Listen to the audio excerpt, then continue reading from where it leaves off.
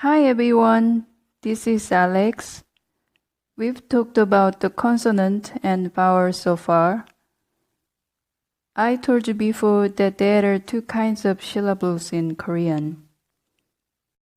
The first one consists of one consonant and one vowel, and the other consists of one consonant, one vowel, and one 받침.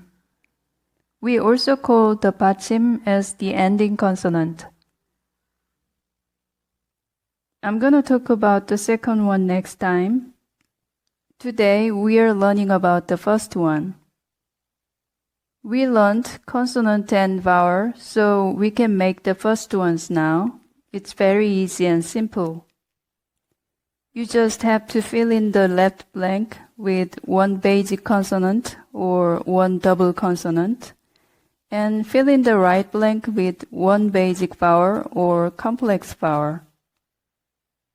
For example, basic consonant i응 plus basic vowel 어 is the syllable 어. Basic consonant 미음 plus basic vowel 어 is the syllable 뭐. 뭐. And basic consonant 니은 plus basic vowel 이 is the syllable 니. And if we combine these three syllables in order, it becomes one word. 어머니. 어머니. 어머니. This means mother. And we can make a syllable using double consonant like this. Double consonant 쌍비읍 plus basic vowel 아 is the syllable 빠. 빠.